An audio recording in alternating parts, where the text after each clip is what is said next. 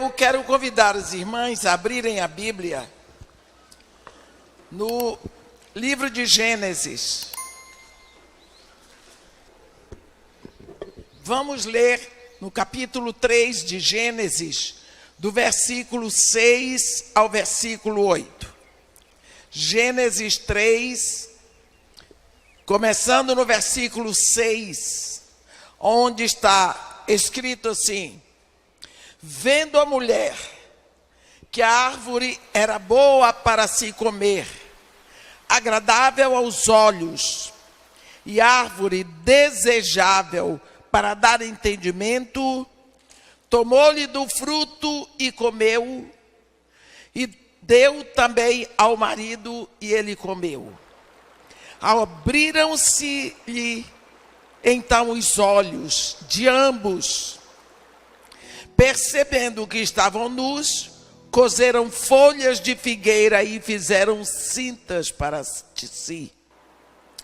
Quando ouviram a voz do Senhor Deus, que andava no jardim pela viração do dia, esconderam-se da presença do Senhor Deus, o homem e sua mulher, por entre as árvores do jardim.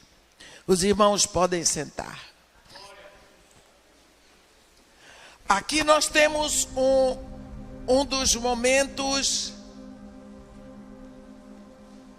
tão dramáticos da história de Deus com o homem.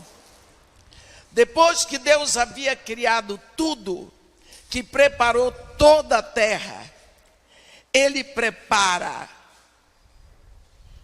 o momento máximo da realização do seu sonho. Ele se prepara, cria o homem, cria uma casa para o homem, um jardim. Muito obrigada. E ele coloca o homem ali. Quando nós lemos a descrição desse lar que Deus faz para o homem, é alguma coisa maravilhosa. Nenhum homem, por mais rico que seja na terra, arquimilionário, conseguiria fazer uma coisa assim. Mas Deus vinha pela viração do dia para estar com Adão e Eva. Então você pode imaginar, no momento em que Deus chegava, que aquele casal, eles se abasteciam em Deus, eles se deleitavam em Deus. E quando Deus ia embora, a vida deles era uma contínua expectativa pela próxima visita. Um dia Deus chega lá pela viração do dia. Não tinha ninguém para recebê-lo. E ele chama por Adão. Adão, onde estás? E Adão responde: ouvi a tua voz no jardim, mas porque estava nu, tive medo e me escondi. E você pergunta, o que foi que aconteceu com esse homem? Porque ontem tudo o que ele queria era a presença de Deus. Tudo. Hoje ele diz: não, a tua presença me causa medo. Eu prefiro me esconder, eu não quero te ver. O que foi que aconteceu? Exatamente o pecado, a queda. Vamos lembrar, irmãos, que nós chegamos a este mundo nessa condição. Na condição de quem está separado de Deus, na condição de quem está morto espiritual, na condição de quem é inimigo de Deus. Então, primeira coisa, relacionamento. O relacionamento com Deus foi impedido. Antes o relacionamento era direto. Deus vinha, o casal se deleitava em Deus. Olhe uma comunicação direta. Olhe um relacionamento perfeito. Mas agora, porque Deus tinha dito, de toda árvore do jardim comerás livremente, menos de uma, da árvore do conhecimento do bem e do mal, porque no dia em que dela comeres, certamente morrerás. O homem comeu, o homem morreu. Pronto. Agora, entre Deus e o homem existe morte. Por quê? Por causa do pecado. E o pecado gerou essa morte, esse distanciamento.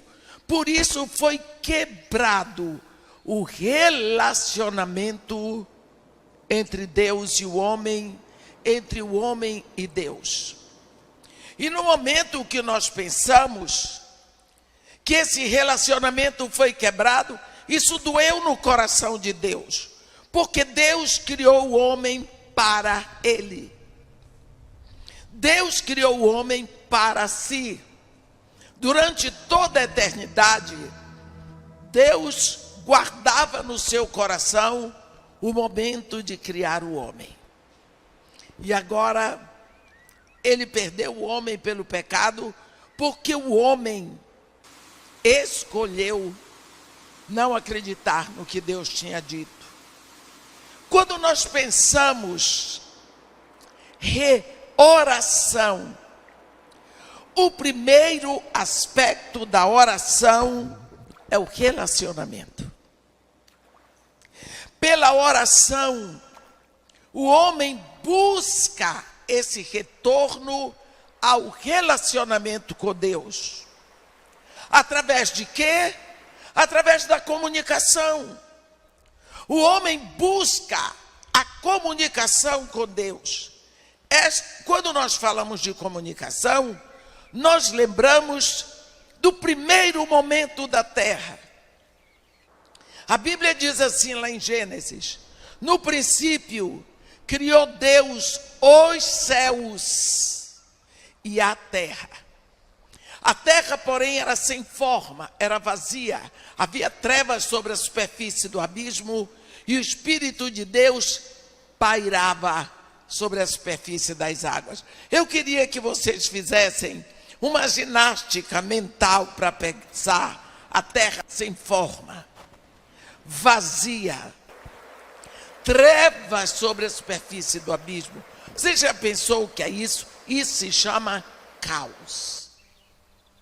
E Deus vem nesse caos e diz uma palavra: haja luz. Na hora que Deus diz a palavra, o caos se afasta, o cosmo começa. Começa a criação, a terra começa a ter vida por causa da palavra que chegou ali. Então você vê que Deus começa tudo, a sua expressão de vida, de criação, pela palavra. Isto ficou em cada um de nós. Tudo o que Deus criou, criou pela sua palavra. Mas na hora que ele foi fazer o homem, ele entra com a palavra e com as mãos e com o seu interior. Ele diz: façamos o homem. A palavra veio. Ele toma o barro, faz o homem, e depois você vê como Deus se mistura, como ele está inserido no homem. O homem, agora no pecado, ele perde o relacionamento com Deus, mas no coração do homem fica alguma coisa que nós chamamos de saudade. Saudade. O homem não perdeu o princípio. Existe no homem, a partir daquele momento, um vazio. O homem não sabe aonde é esse vazio. O homem não sabe que é esse vazio. Mas existe um vazio que nós chamamos de saudade. Ele tem, e quanto mais nós pensamos nisso, às vezes nos encontramos agonizando por Deus. Saudade de casa. Porque a marca de Deus ficou em nós, o pecado não destruiu. Essa história, esse plano de Deus para nós. E você vê muitas vezes o homem gritando nos salmos, como suspira a corça pelas correntes das águas. Assim por ti suspira a minha alma. Deixa eu contar para os irmãos, isso é uma figura que o salmista usa. Por exemplo, aí a minha experiência maior é com o Reino Unido. Eles têm a estação que eles chamam de hunting season, é a estação da caça. Durante o ano todo eles ficam, os caçadores, eles ficam preparando os seus cães, são cães de raças, são cães caríssimos, eles ficam treinando, trabalhando aqueles cães. Quando começa a estação de caça, eles pegam os seus cães e saem pelas montanhas, principalmente nas montanhas da Escócia e no país de Gales. E quando chega a época da caça, a corça, eles soltam os cães, e os cães vão velozes, latindo, e quando eles encontram a corça, eles perseguem, e a corça é mais veloz. Ela vai subindo cada vez mais, para se livrar dos cães. Mas ela respira já com a boca aberta, porque ela está muito cansada. Ela está correndo pela sua vida. E chega uma hora que a garganta dela secou. E se ela não molhar a garganta, ela vai morrer engasgada. Então ela corre buscando o que eles chamam de glen. Glen é aquele filete de água que corre entre as pedras nas montanhas. Aquela corrente de água vai ser a vida para essa corça. Então ela sai.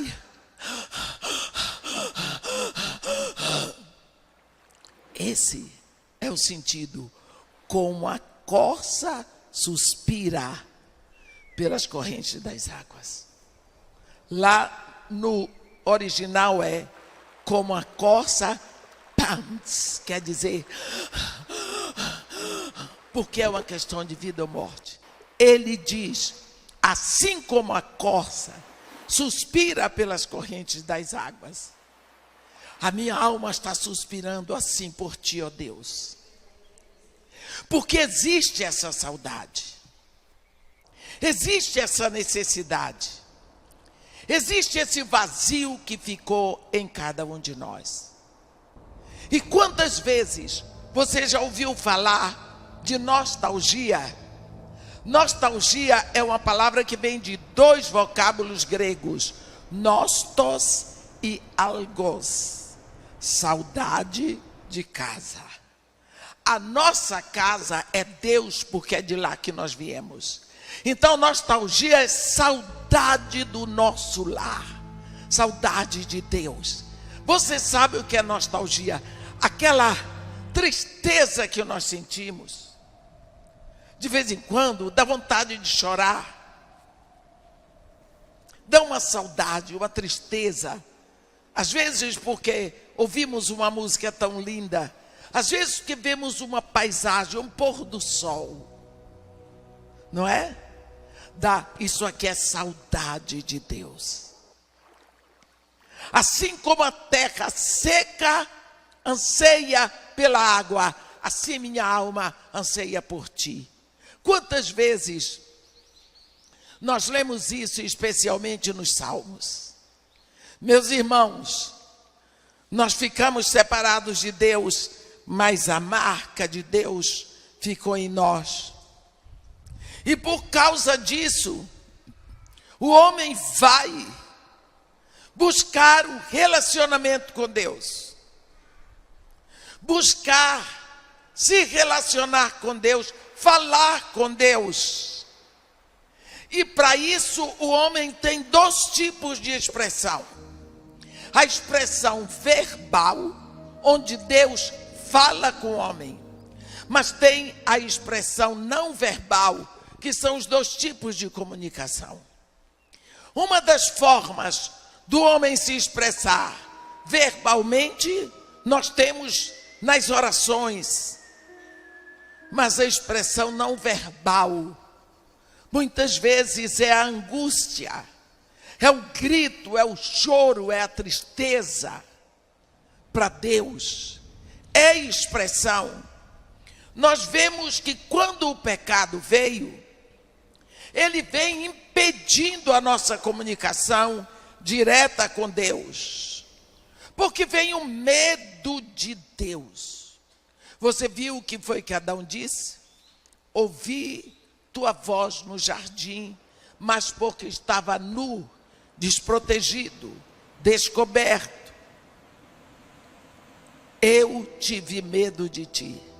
Tem um momento na história de Israel que quando Moisés vai falar com o povo que se purifique, porque Deus quer falar com eles, eles dizem: não, Moisés, fala-nos tu e te ouviremos. Não fale, porém, Deus conosco, para que não morramos.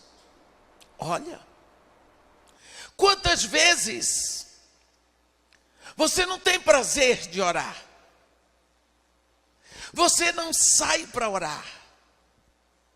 Você não procura o cantinho da oração, porque ainda existe aquele distanciamento. Quantas vezes você não busca o lugar da oração?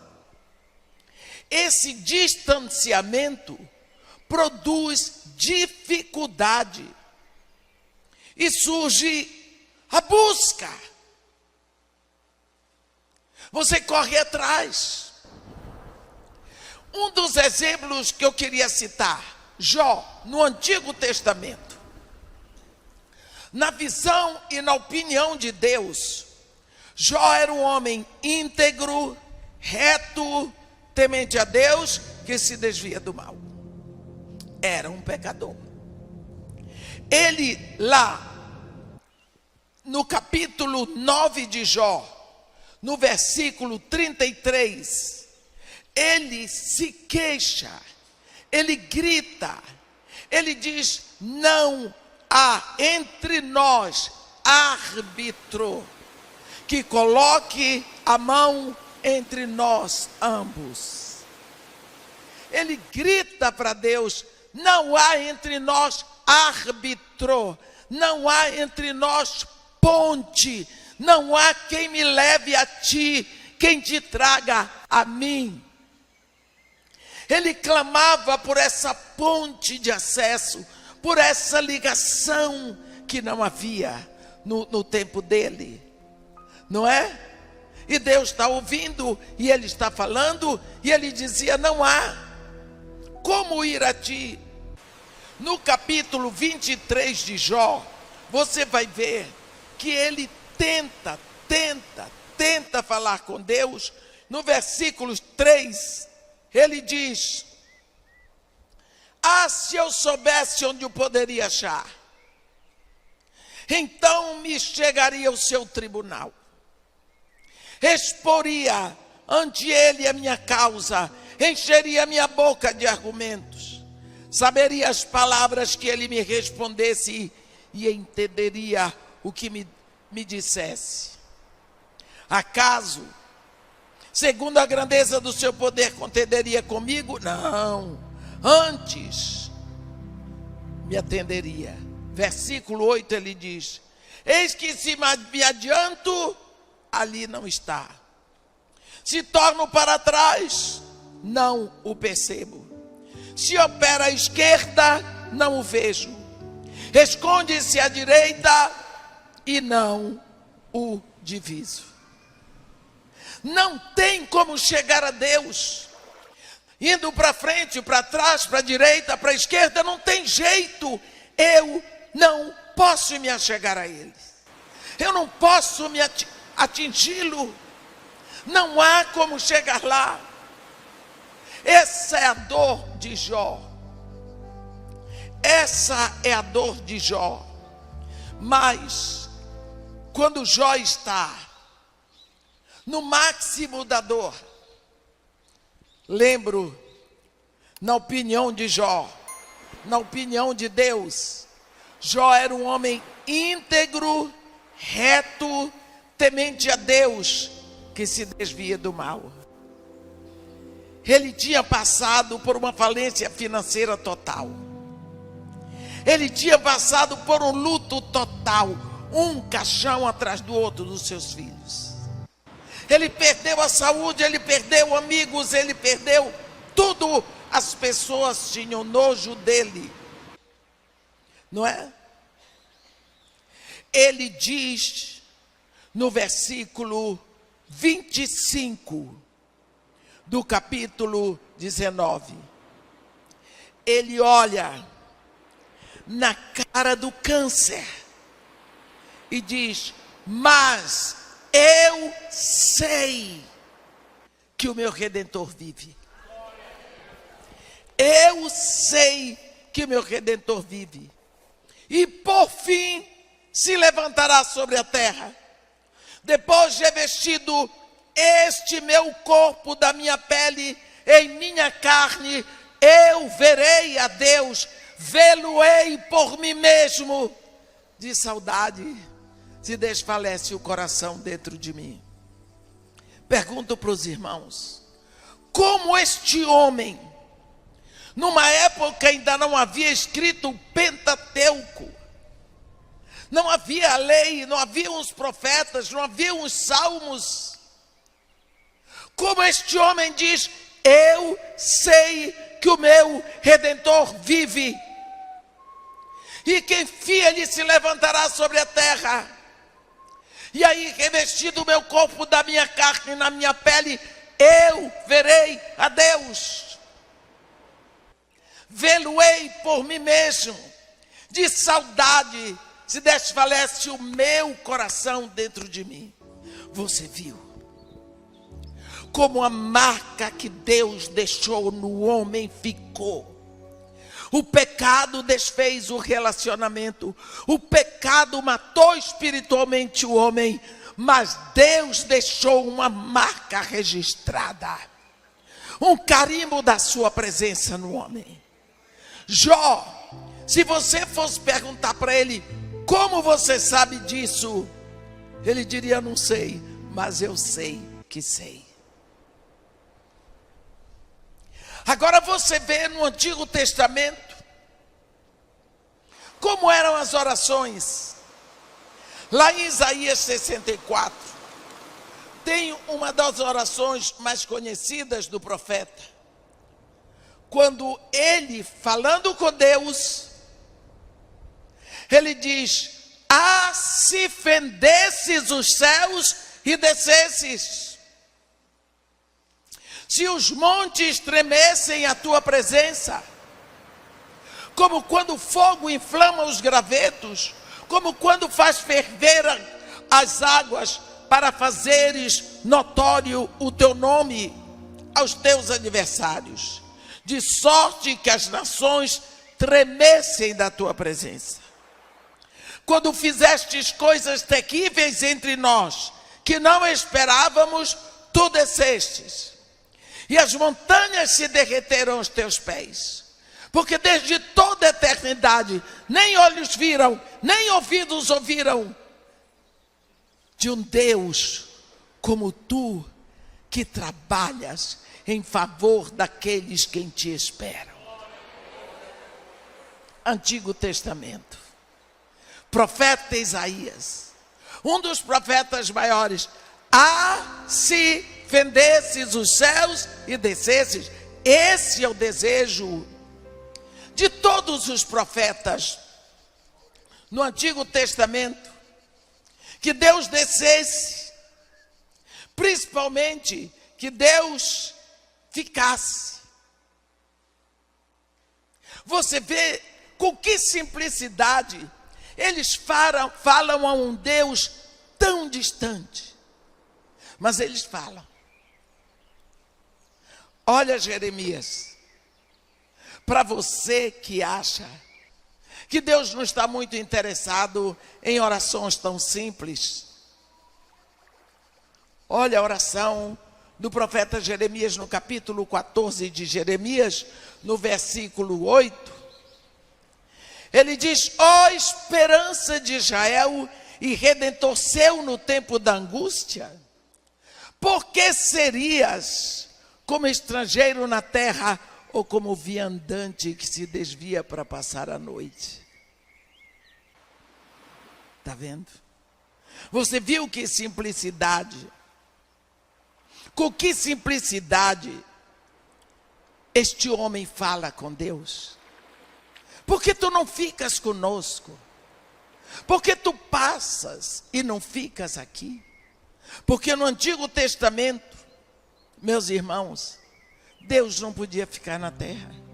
O Espírito vinha, ele enchia um profeta e ele voltava. O Espírito de Deus não podia ficar na terra.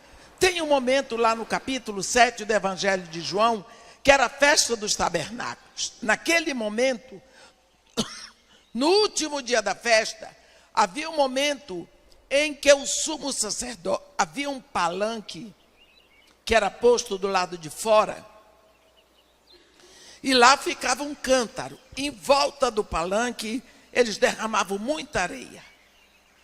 No último dia, havia um momento em que o sumo sacerdote, todo paramentado, ele ia ali, pegava o cântaro, botava o cântaro no ombro e saía para o tanque de Siloé, e o povo todo num processional tremendo atrás.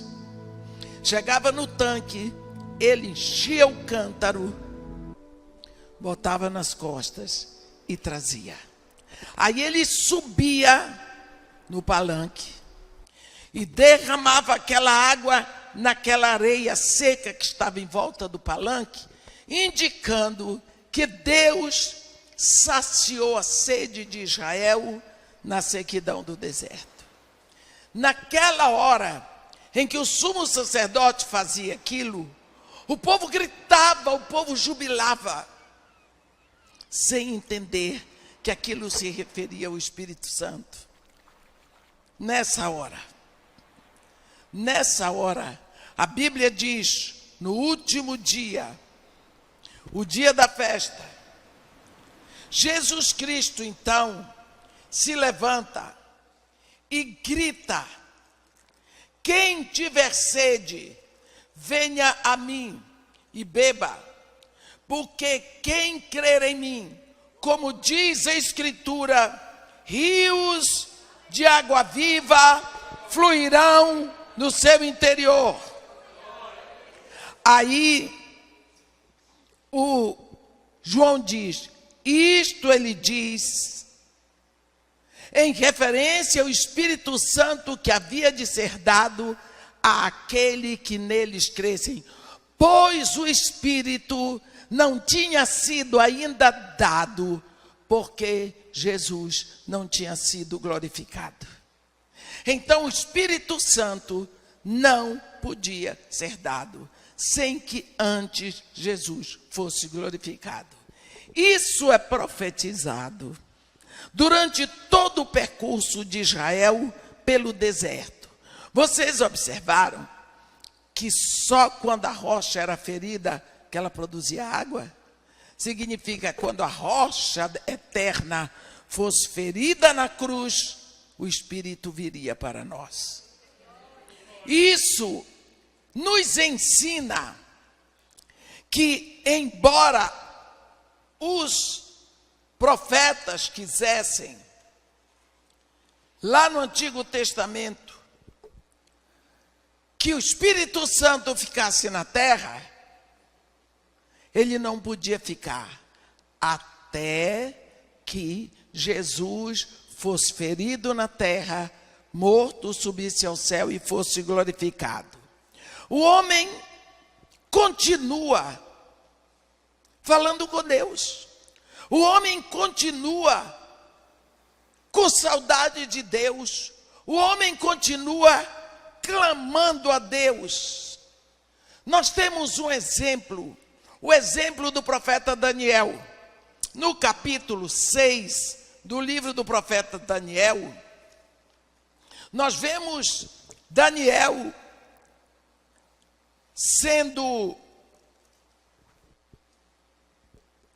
condenado porque ele orava. No versículo tinha sido determinado que todos teriam que adorar só ao Deus de Dário, porque aquela época já era o Império Medo-Persa. E ninguém poderia adorar, se curvar a outro Deus. Quando saiu o decreto de Dário, no versículo 9 do capítulo 6 de Daniel está escrito: por esta causa o rei Dário assinou a escritura e o interdito. Daniel, pois, quando soube que a escritura estava assinada, entrou em sua casa e em cima, no seu quarto, onde havia janelas abertas do lado de Jerusalém, 3 vezes por dia se punha de joelhos e orava. E dava graças diante do seu Deus, como costumava fazer. Olhe bem.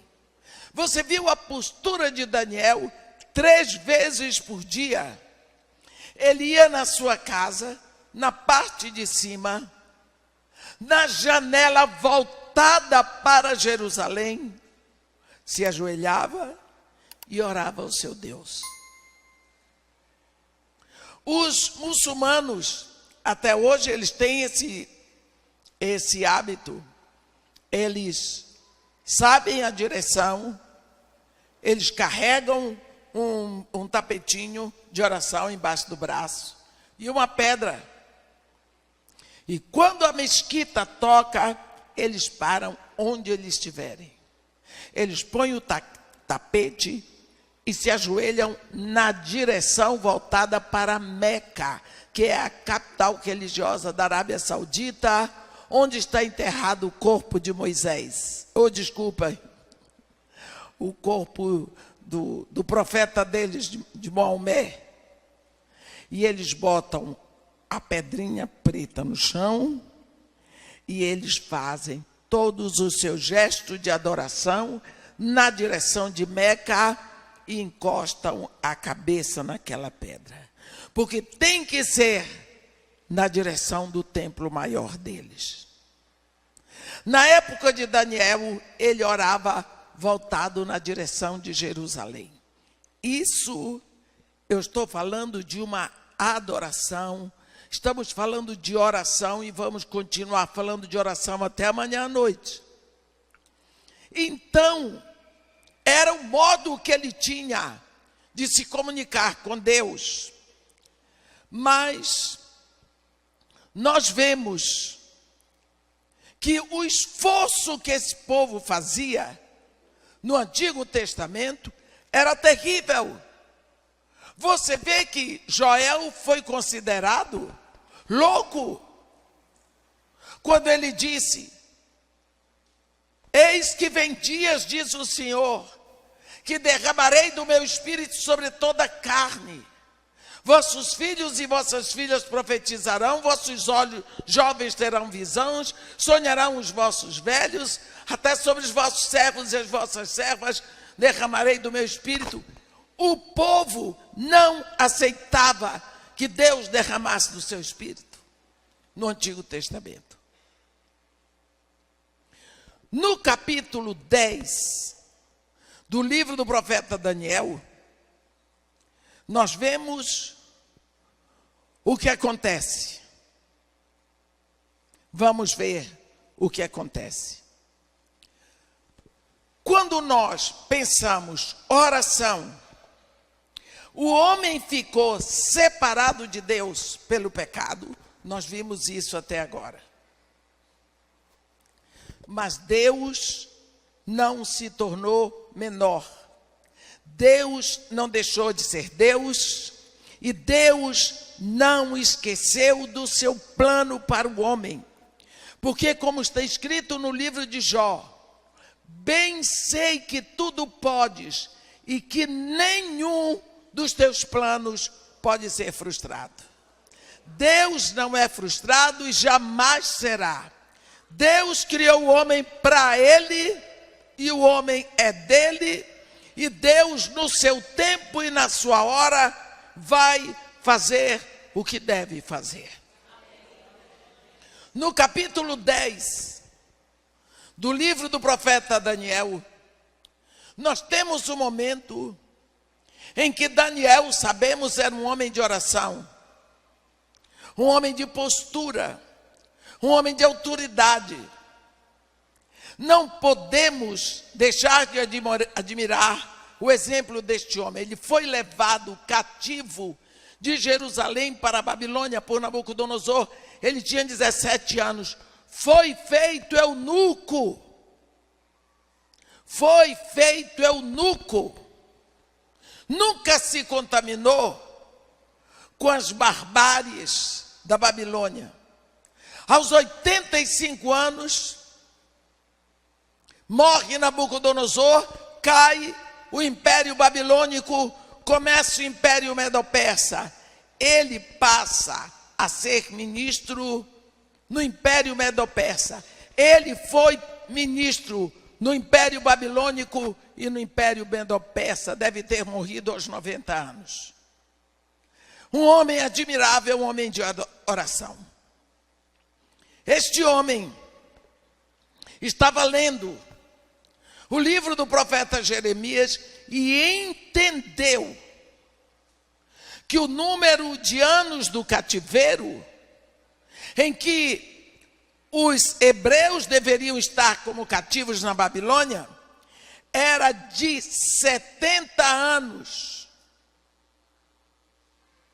Então ele fez as contas e disse: está na hora. Está na hora de acabar o cativeiro nosso. Então ele foi orar. Ele se pôs a orar. E a jejuar. E no capítulo 10, a resposta à oração de Daniel chegou. Ele orava confessando e admitindo o pecado do povo dele. Agora, pois, ó Deus nosso, ouve a oração do teu servo e as suas súplicas, e sobre o teu santuário assolado faze resplandecer o rosto por amor do Senhor. Inclina, ó Deus meus, os ouvidos e ouve, abre os olhos e olha para a nossa desolação e para a cidade que é chamada pelo teu nome, porque não lançamos as nossas súplicas perante a tua face, fiados em nossas justiças, mas em tuas muitas misericórdias. Ó Senhor, ouve. Ó Senhor, perdoa. Senhor, atende-nos e age. Não te retardes por amor de ti mesmo, ó Deus meu, porque a tua cidade e o teu povo são chamados pelo teu nome. Este homem ficou orando. No capítulo 10 do livro do profeta, Deus manda a resposta. Ele diz: no terceiro ano de Ciro, rei da Pérsia, aí no versículo 12, naqueles dias eu, Daniel, pranteei durante 3 semanas. O que você acha disso? A nossa oraçãozinha rápida, veloz. 3 semanas. A Bíblia diz: manjar desejável não comi, nem carne, nem vinho entraram na minha boca, nem me ungi com óleo, nem até que se passaram 3 semanas inteiras. 3 semanas de jejum e de clamor e de oração. a partir do versículo 10, você vai ver o resultado da oração deste homem. Um homem pecador como qualquer um de nós. Eis que certa mão me tocou, sacudiu-me e me pôs sobre os meus joelhos e as palmas das minhas mãos. Ele me disse: Daniel, homem muito amado, está atento às palavras que te vou dizer. Levanta-te sobre os teus pés, porque eis que te sou enviado. Ao falar ele comigo esta palavra, eu me pus em pé tremendo. Então ele me disse, preste atenção aí, irmã.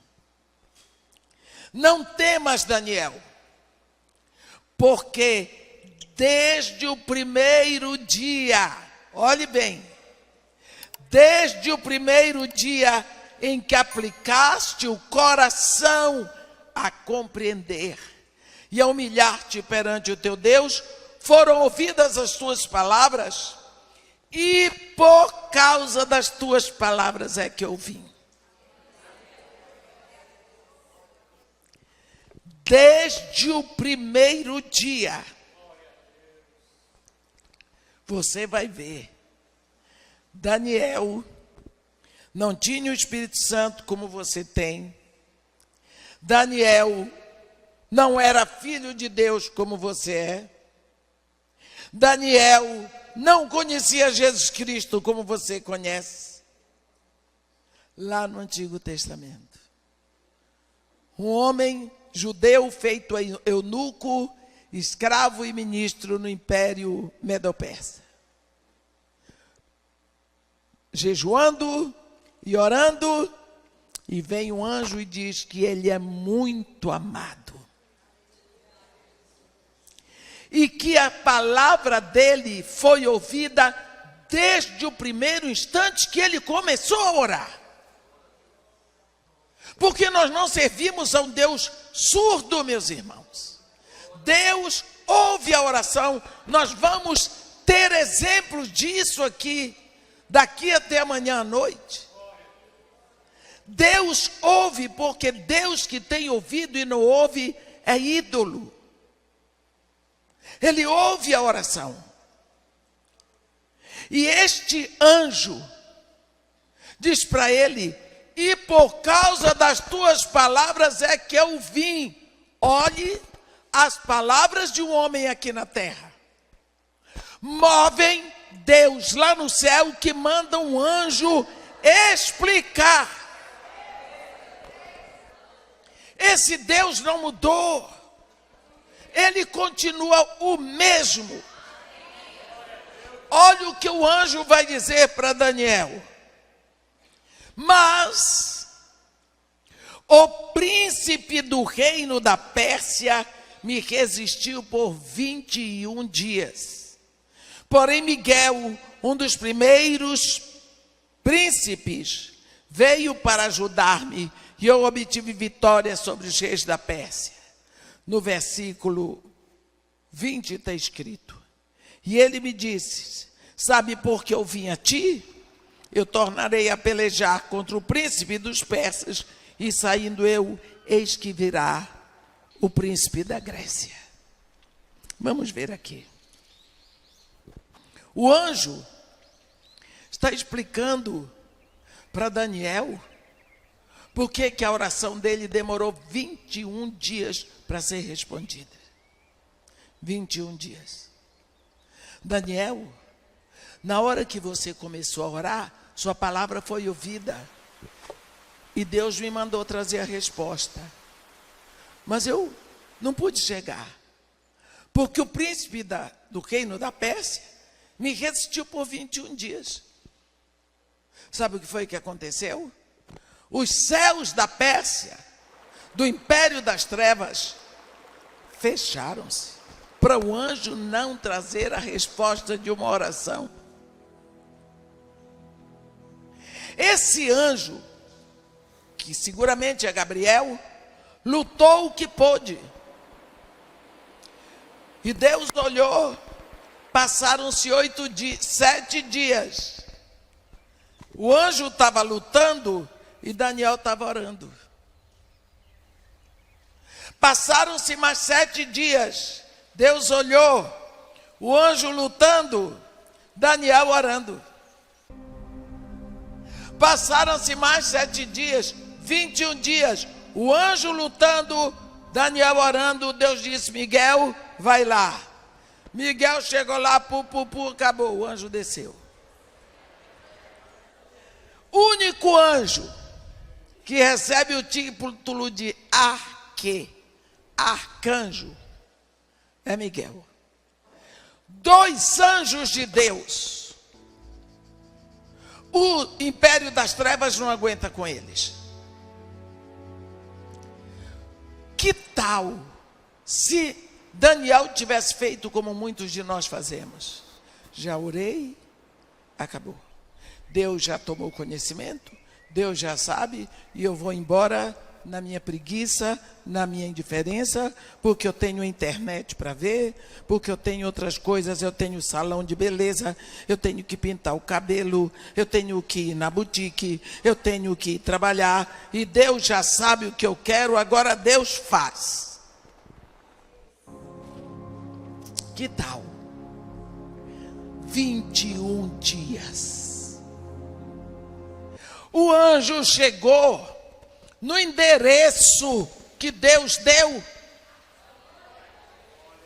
Você pede, quando o anjo chega, cadê fulano? Não está mais aqui. Nós passamos a levar a presença de Deus com muita leviandade, se não indiferença. Daniel estava lá. Agora o anjo fala para Daniel sobre principado, o príncipe do reino da Pérsia.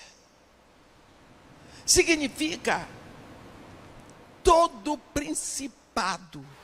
Quando a Bíblia diz lá em Efésios 6, o apóstolo Paulo nos ensina: a nossa luta não é contra sangue nem carne, mas é contra os principados e as potestades e os dominadores do mundo tenebroso e as forças espirituais do mal nas regiões celestes.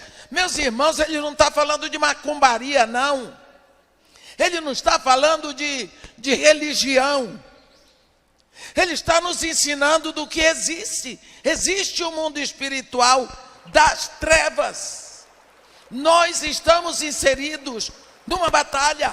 Existem várias nações, mas só existem 2 reinos: o império das trevas, cujo príncipe é Satanás, e o reino da luz, cujo príncipe é Jesus.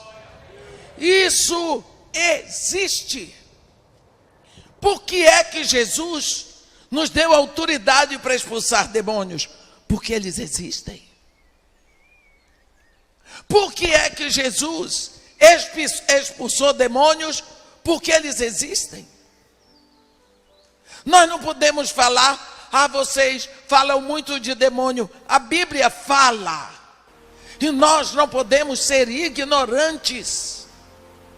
Tem 2 palavras: ignorância e insciência.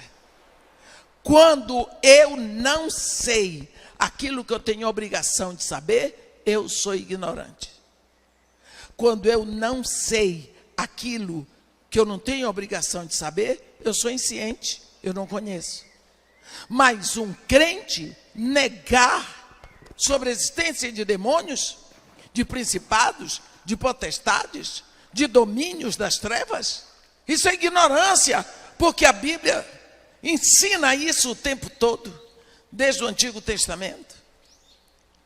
Os demônios, eu canso de dizer, demônios não são ateus.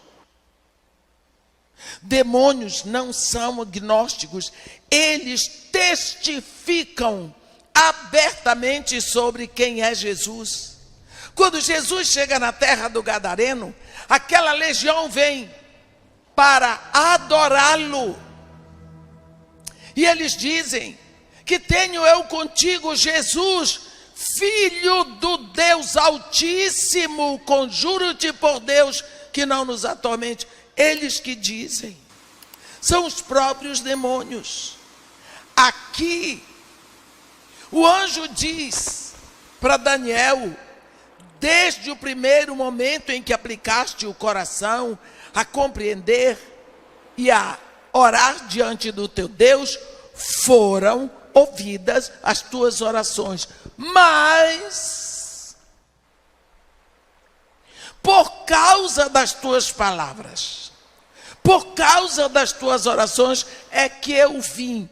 Mas eu demorei 21 dias, porque o príncipe do reino da Pérsia. Daniel estava onde? Na Pérsia, reinado de Ciro.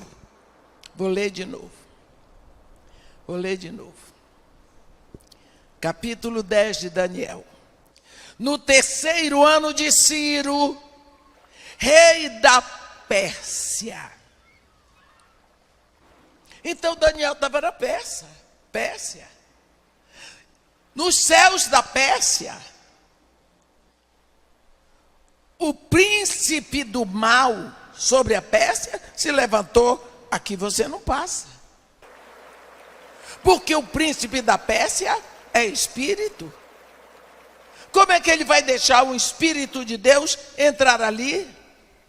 Se ele é espírito do mal e o principado é dele. É espírito contra espírito.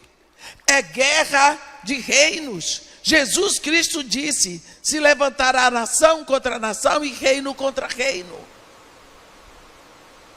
Aqui é reino contra reino. Todo o principado. Nós aqui no Ocidente não temos muita noção sobre principados. No Oriente temos muito.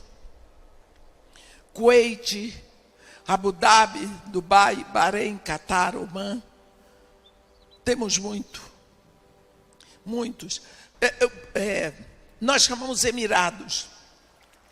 Para lá, para o Oriente Médio, chamamos Emirados. Aqui no Ocidente chamamos Principados. Temos alguns que nós conhecemos. Um principado é um reino menor, cujo monarca é príncipe. Numa monarquia, é um país maior.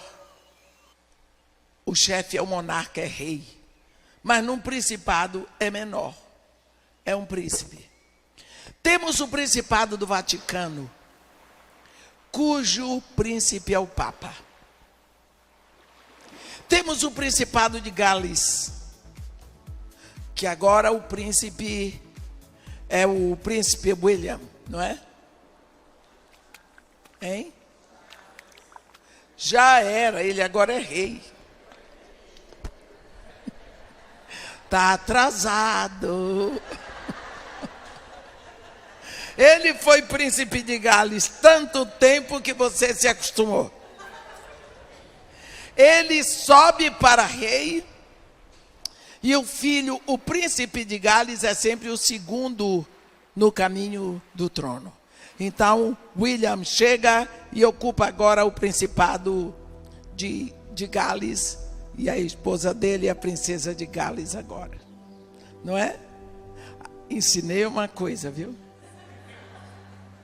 Tem também o principado de Mônaco, na Europa, cujo príncipe é o Grimaldi, não é? Esses são principados. No reino espiritual, pelo que vemos aqui, parece que sobre cada país tem um príncipe do mal. E aqui, esse príncipe do Império Persa, ele se levanta. Cada príncipe tem as suas potestades. Que são potestades? São poderes, são exércitos. E eles são super organizados. Já viu falar do crime organizado? É isso, eles são organizados. Nós aqui não somos. mas eles são. Eles têm as suas potestades, os seus poderes, como se fosse assim, seu exército, sua marinha, sua aeronáutica, com todos os seus comandantes espirituais. Cada potestade comanda os seus governadores. Governadores ou dominadores. Eles exercem autoridade sobre domínios inteiros. E cada dominador desse tem os seus soldados, as forças espirituais do mal. Então, existe uma hierarquia. Paulo nos ensina isso em Efésios 6. Aqui, quando o anjo vem para dar resposta da oração, o principado da Pérsia se levanta, porque Daniel estava na Pérsia. A resposta de Deus vinha para alguém que estava orando na Pérsia. E o anjo explica para ele. Miguel veio e ele passou. Mas agora que ele passou, o príncipe dos persas não pode mais impedi-lo. Ele vai impedir do anjo voltar. Ele procura reforço com o príncipe da Grécia. E o anjo diz para Daniel: sabes, porque eu vim a ti, eu tornarei a pelejar contra o príncipe dos persas. E saindo eu, eis que virá o príncipe da Grécia. Então, eu queria que você visse e que você pensasse neste momento. O que acontece quando alguém de Deus aqui na terra dobra o joelho em oração? Não é uma brincadeira. Você mexe com regiões espirituais inteiras. Sua oração atinge o trono de Deus, porque ninguém pode impedir a Deus de ouvir a sua oração. Deus sempre ouve. Porque Deus sempre vê. Ele está acima, Ele está em todo canto. Sempre a sua oração aqui na terra vai mover os espaços celestiais. E providências serão tomadas na sua direção. Nós não podemos levar Deus na brincadeira. Se nós oramos, nós estamos falando com a maior autoridade da eternidade. E Ele está ouvindo. E nós vamos provar isso tudo aqui na Bíblia. Mas quantas vezes nós oramos sem nenhuma responsabilidade? Vamos falando coisa, imaginando que nós estamos falando com qualquer pessoa. Nós estamos falando com Deus. Quando nós levamos a nossa oração na leviandade, meus irmãos, é pecado. Orar com leviandade. Não podemos, não devemos, é pecado. Quantas vezes você vê aqui no livro do profeta Daniel, orando, e as regiões espirituais se movendo? Você pode imaginar o que é uma batalha dessa?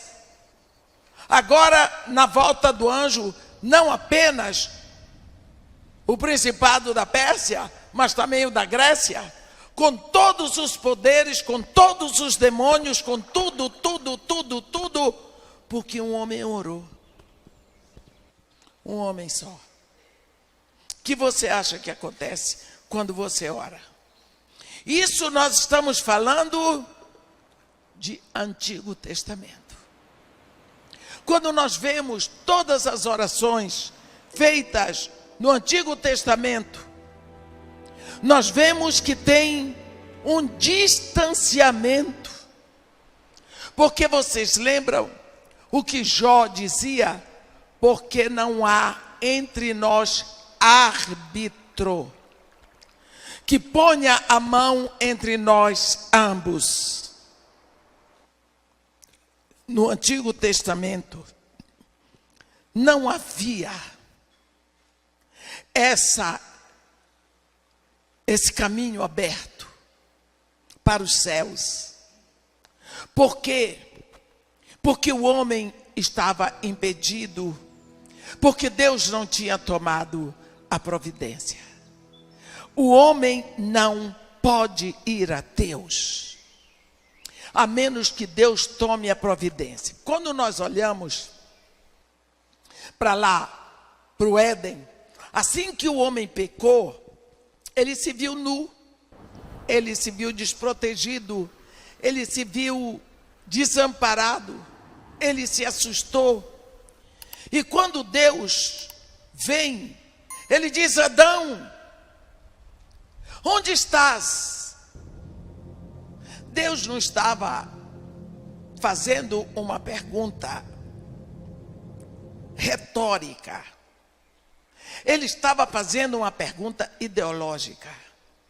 Adão, você tem noção de onde você foi parar pelo pecado? Você tem noção de onde você está? Adão não sabia que ele estava tão distante, mas tão distante de Deus, que só pela morte do Filho de Deus ele podia ser aproximado.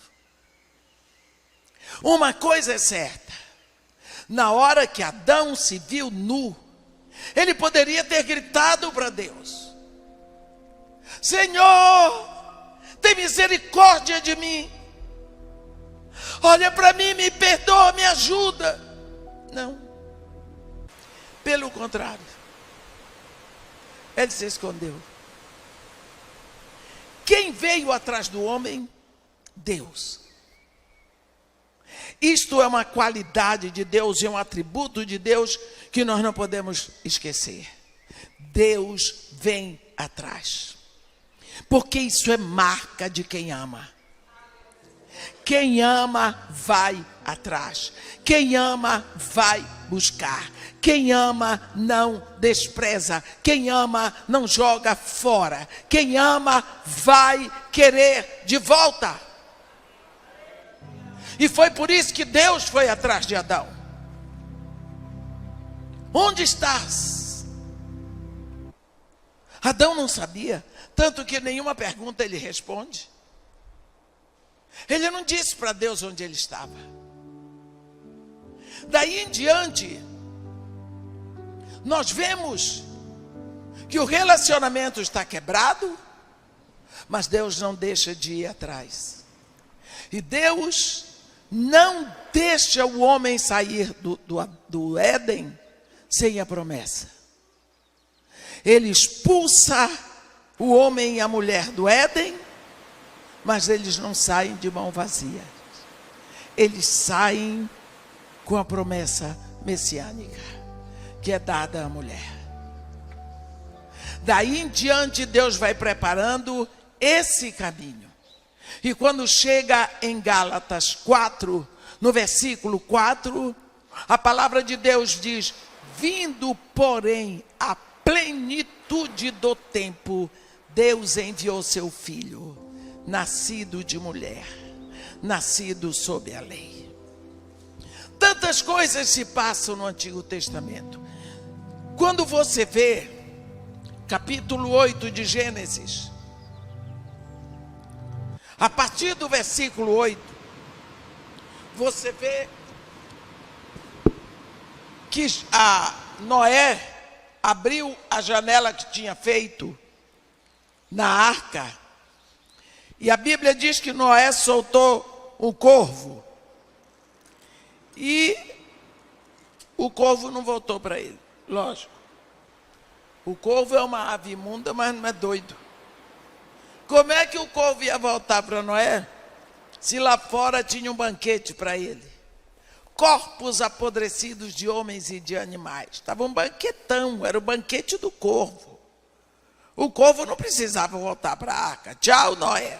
Até hoje, quando você pede uma pessoa para fazer um trabalho, a pessoa não volta para dar resposta, você diz, fulano fez a viagem do corvo.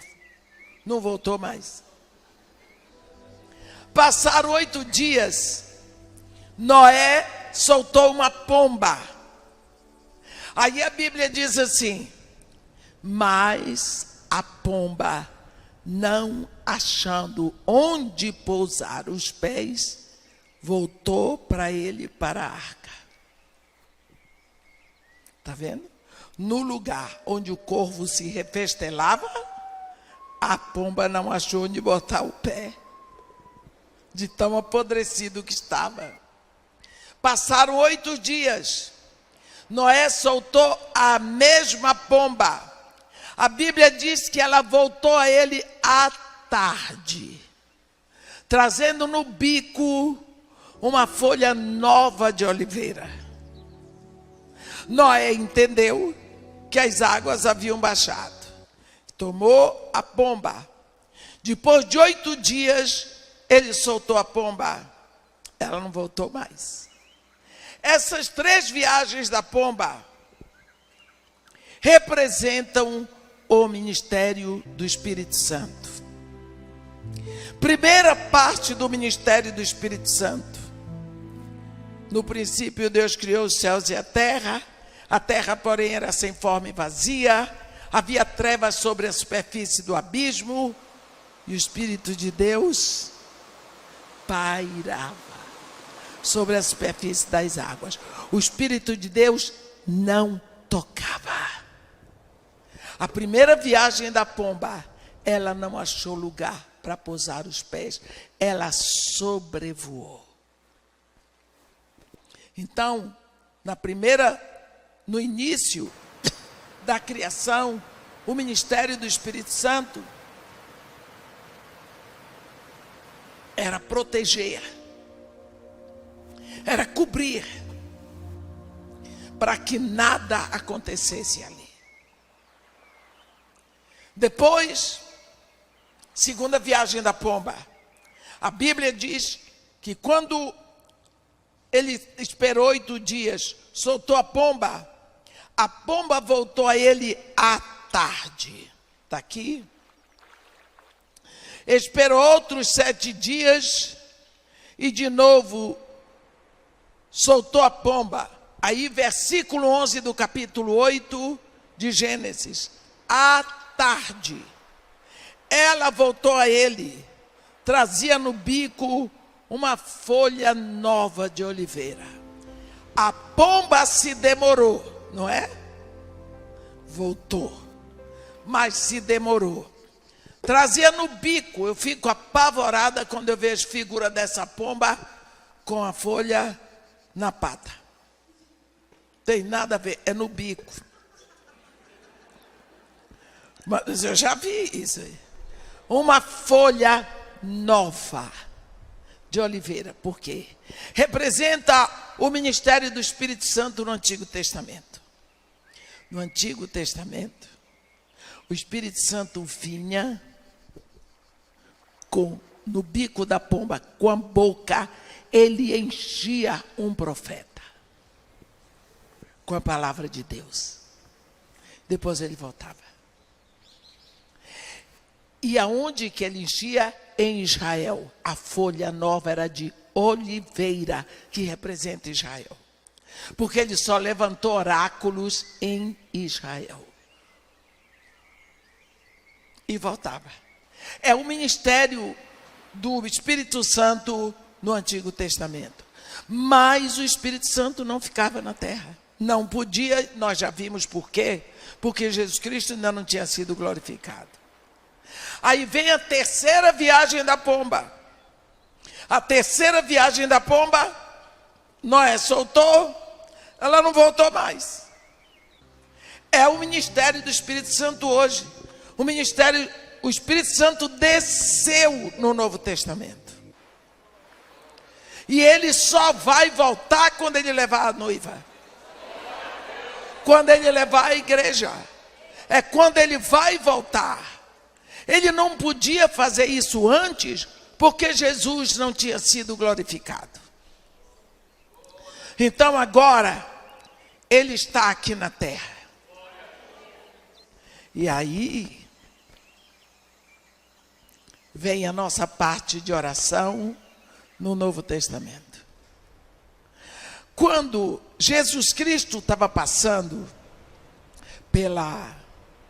ele ia descendo para a Galileia, passou em Samaria, entrou numa cidade samaritana. E ele ficou num poço ali, em Sicar. Mandou seus discípulos para fazerem o supermercado, fazerem as compras. Ele ficou lá sozinho. Coisa de Jesus, né? Ele sabia tudo que ia acontecer, mas só ele sabia. Nisso desce uma mulher. Aquela mulher era um caso à parte, a samaritana. Porque a mulher tinha tido o primeiro marido, não deu certo, divorciou, foi para o segundo, não deu certo, largou o terceiro, o quarto, o quinto.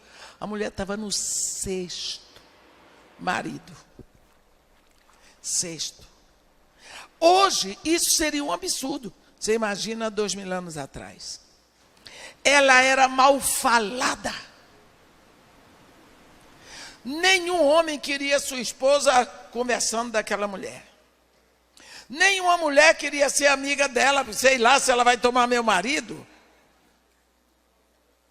Ninguém queria ter ela por perto. Ela era um mau exemplo. E quando só mulher que buscava água no poço. E normalmente as mulheres iam buscar água no poço de manhã cedo, para fazer a comida, as coisas do dia, porque estava mais fresco, e de tardinha, quando o sol estava mais fresco. E o poço ficava assim de mulher. Era o point. Você já viu quanta fofoca? Ali era o lugar para se saber de tudo. Quando a samaritana chegava, todo mundo virava de costas para ela. As santas da época. Ela se sentia mal com aquilo, então ela decidiu ir só ao meio-dia, com sol a pino. Porque ela não era humilhada, ela não era rejeitada por ninguém, não tinha ninguém no poço. Então ela pegava água e ia embora para a casa dela, já que ninguém queria conversa com ela. Jesus Cristo sabia disso. Então ele chegou lá, meio-dia. O encontro dele era só com aquela mulher. Ela estava acostumada a chegar naquele poço, não tem ninguém. Nesse dia ela chegou lá no Anás. E quando ela chegou lá, tem alguém. Para piorar é homem. Ficar pior, ele é judeu. Está lá. Ela olhou assim e disse, misericórdia. Um homem aqui. Quem sabe é o próximo.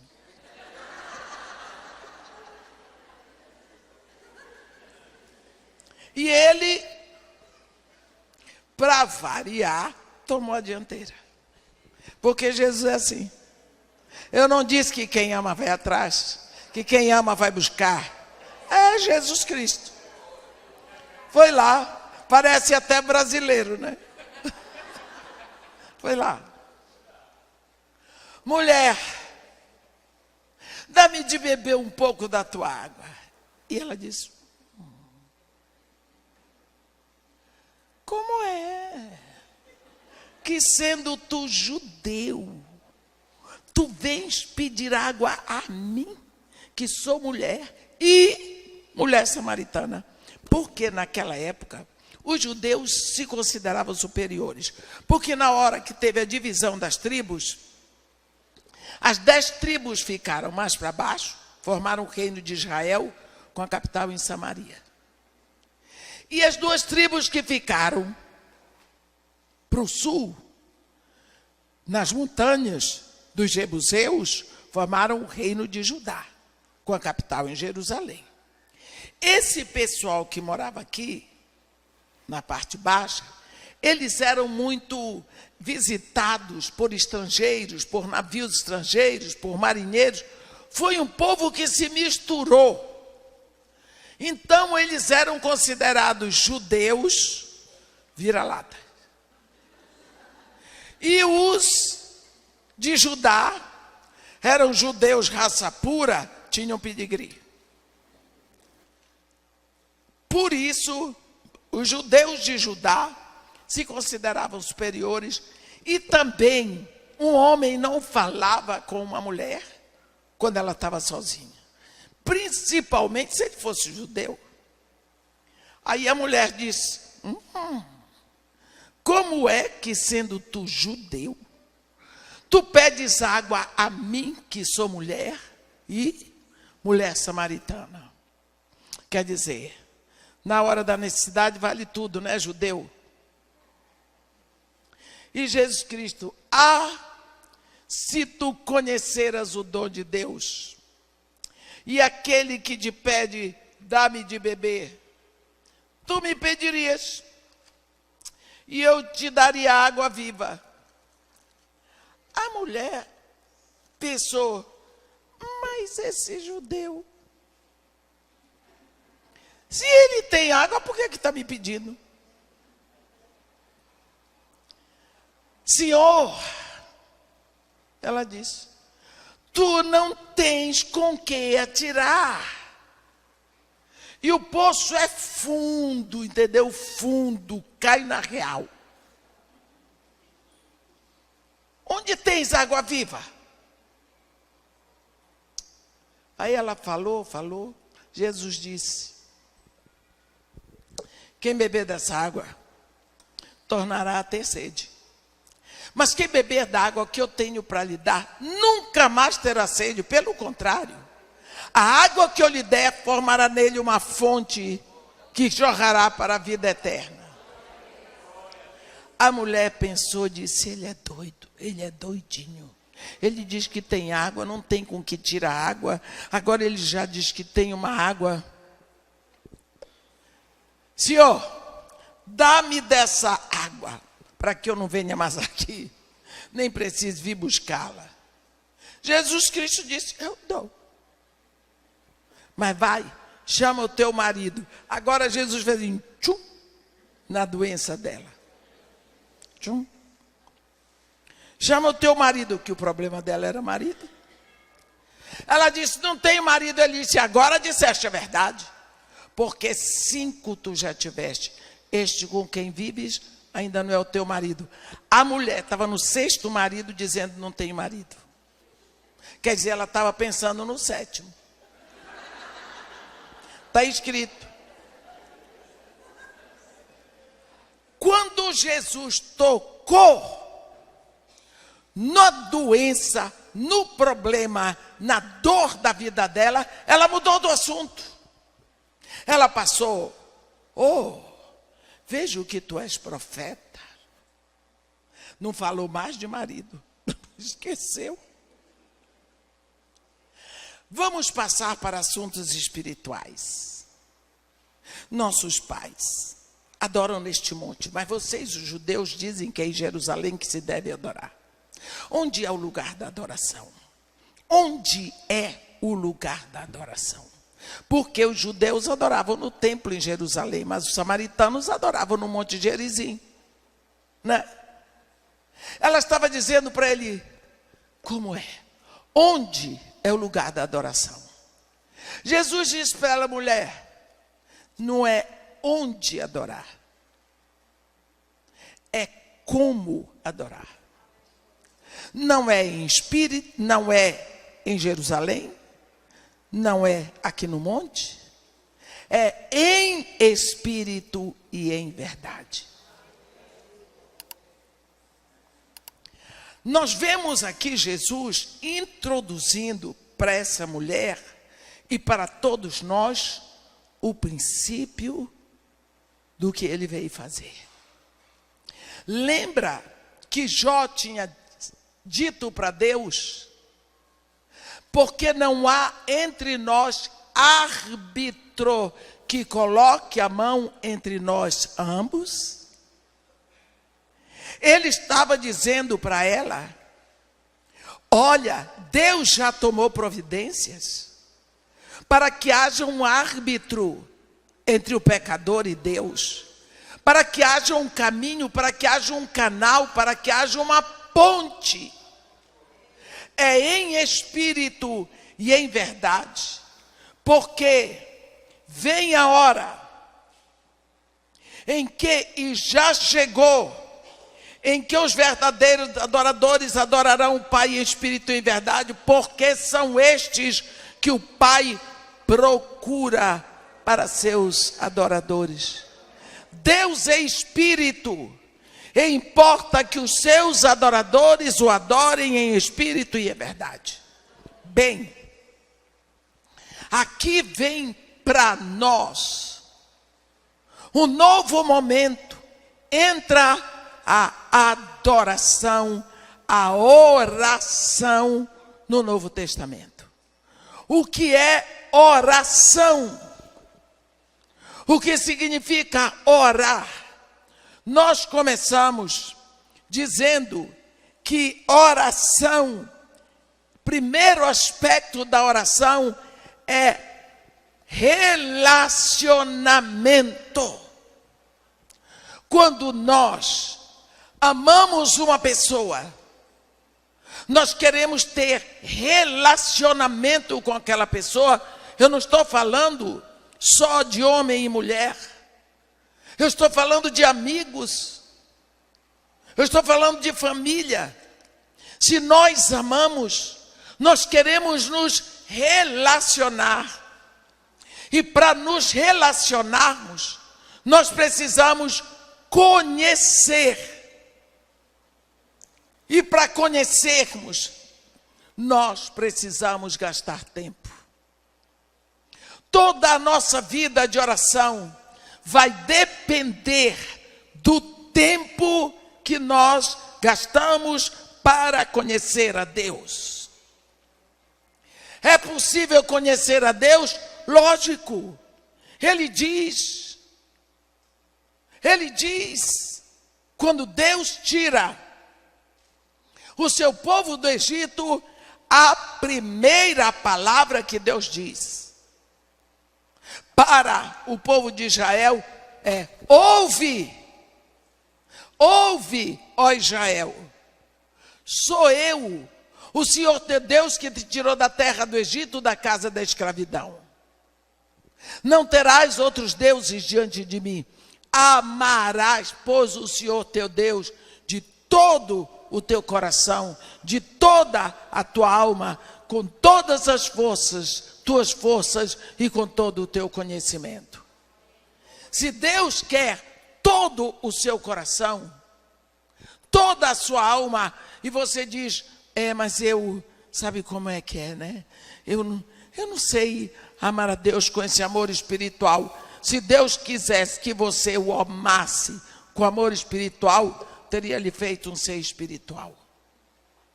Se Deus quisesse que você o amasse com amor angelical, teria lhe feito um anjo. Mas Ele fez de você um ser humano e você é pecador. E Deus quer você. Ele quer o seu coração. Ele quer a sua alma. Ele quer as suas forças. Ele quer o seu entendimento. Como você vai se relacionar com esse Deus se você não o busca?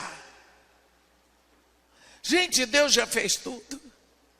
Ele já nos deu o seu Espírito. Ele já nos deu o seu Filho. Ele já nos deu o seu reino. Qual é a nossa resposta? Por que será que você não está interessado em conhecê-lo cada vez mais? Uma das maiores características da igreja hoje é a síndrome de Laodiceia. A igreja indiferente. Se você lembrar, O tempo que você era noivo, era tão agradável quando o noivo ia chegar, não é? Era tão bom conversar com aquele noivo. Era tão bom ouvir a sua voz. Era tão bom ficar do lado dele, mesmo se ninguém falasse nada. A voz dele era diferente de todas as outras vozes. Ele era a pessoa mais inteligente, o homem mais inteligente, mais importante. Você queria ficar horas e horas com ele, porque ele era o seu noivo. Eu acho que não tem um momento mais lindo da vida do que o momento do noivado, em que nós temos tantas expectativas, tanta busca, tanto desejo, tanta vontade de ficar a sós com a pessoa que a gente ama, até o dia de casar e poder deixar tudo para trás e começar uma vida nova com a pessoa que amamos. Às vezes eu fico pensando, que tipo de noivo é Jesus, que nós não o desejamos, que nós não procuramos tempo para ficar com ele a sós, que nós não buscamos ouvir a sua voz, que nós não temos prazer no que ele diz. Eu me lembro quando eu estava noiva, uma das coisas que eu mais gostava, naquela época que não tinha celular, é que ele mandava cartas, porque ele trabalhava no campo de petróleo. Ele mandava cartas. Eu lia aquelas cartas e eu memorizava. E quantas vezes eu saía, eu estava na sala de aula na faculdade, eu saía e ia no banheiro só para ler de novo a carta. Que prazer! Eu memorizava as cartas para lembrar. Noivo, que prazer, não é? Ele levava bombons para mim e eu guardava os papéis do bombom só porque o bombom passou na mão dele. E era tão bom quando ele dava um beijo no bombom e me entregava. Eita, aquele beijo valia o resto da semana.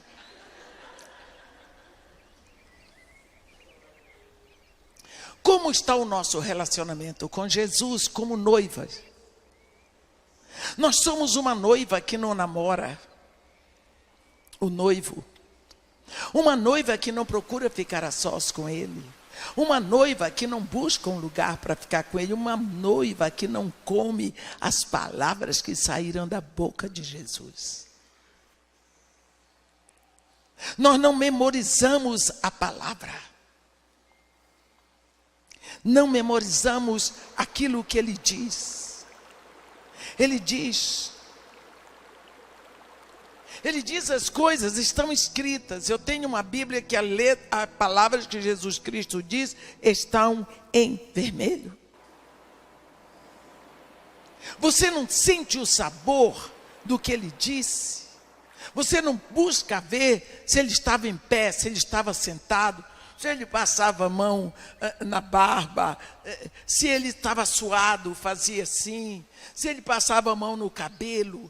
Você não busca a verdade sobre a presença dele.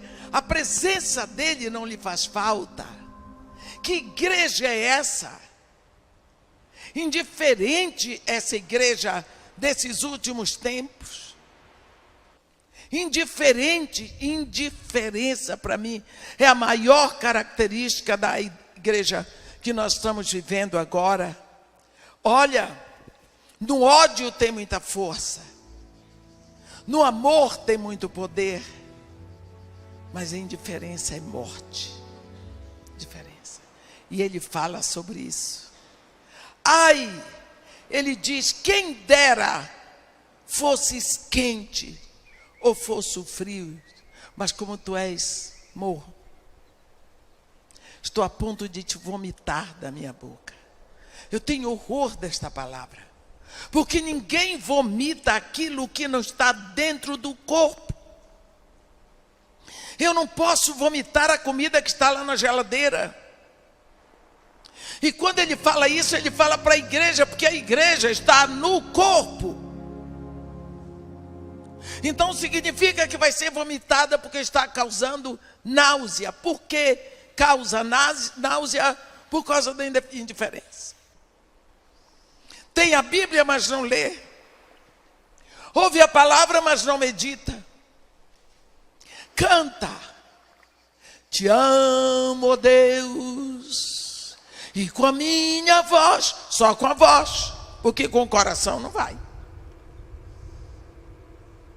Como é que nós dizemos amamos? Ele diz, se me amais, guardareis os meus mandamentos. Então o amor é demonstração. Deus não disse assim, ei, eu amo vocês. E ele ficou lá no céu. Não, ele veio e ele provou que ama. Na forma mais drástica que existe. Entregou seu filho numa cruz por mim, então ele me ama. Porque ninguém faria isso, pagaria esse preço por mim. Quando nós pensamos, a oração no Novo Testamento, ela vem com uma outra conotação de intensidade infinita.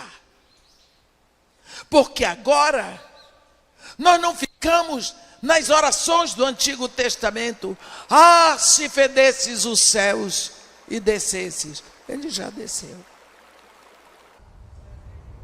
O profeta Isaías grita, oh, se fendesses os céus e descesses, e as montanhas se derretessem aos teus pés, como quando o fogo faz tremer os gavetos, para tornar o teu nome conhecido dos teus inimigos. Ele já desceu. A nossa oração no Novo Testamento é de um Deus que já está dentro de nós. Não podemos nos queixar como vós, porque não há entre nós árbitro que coloque a mão entre nós ambos. Jesus Cristo é homem como eu, então o caminho está aberto. Ele diz, eu sou o caminho, eu sou o árbitro. Quantas vezes, eu me lembro que uma vez eu estava em São Paulo, eu tinha sido convidada por um senhor de lá, que ele ia doar um rim para um homem muito importante do governo, no Sírio-Libanês. Só que esse homem não era crente. Ele disse, eu vou doar um rim, mas eu queria que você fosse para orar com esse homem antes dele entrar para o centro cirúrgico. Eu, passagem, tudo, hotel, tudo por minha conta. Tudo bem. Eu fui. Quando eu cheguei lá, a pessoa que vai doar o rim, ela sobe meia hora antes da outra, porque ela é que vai ter uma costela tirada para poder tirar o rim, essa coisa toda. O outro vai só para receber. Como esse homem era uma pessoa muito importante, o quarto dele era assim perto. Haviam ali senadores, o governador do Rio estava lá, o governador de São Paulo estava lá. Tinha gente assim, reitor de universidade. E a enfermeira foi me avisar que estava na hora de eu ir lá. Estava tudo avisado. Eu cheguei lá do jeito que eu sou. Cheguei lá, eu não sei, eu não dou bom dia, eu dou sempre graça e paz. Graça e paz. Ele ficou meio... As pessoas me olharam porque acho que esperavam. Eu disse, é Williams. Uma gringa. Dos olhos azuis, quem sabe loura, branca. Cheguei lá assim, legal. Eu disse, graça e paz.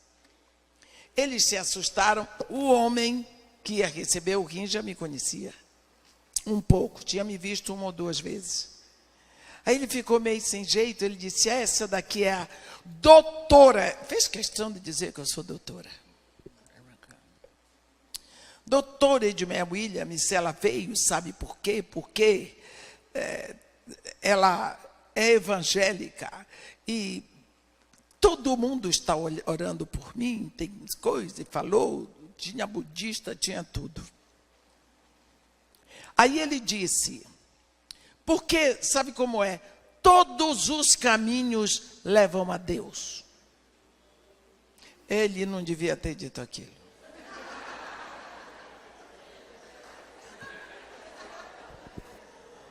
Ele não devia.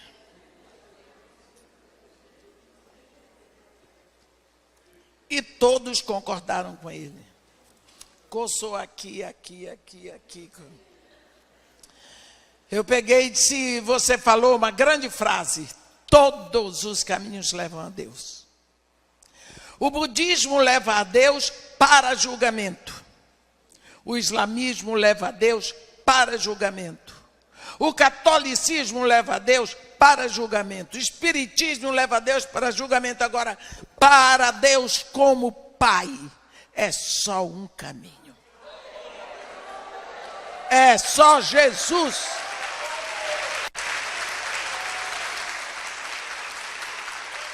Está escrito. João 14. Eu sou o caminho. Olha o árbitro.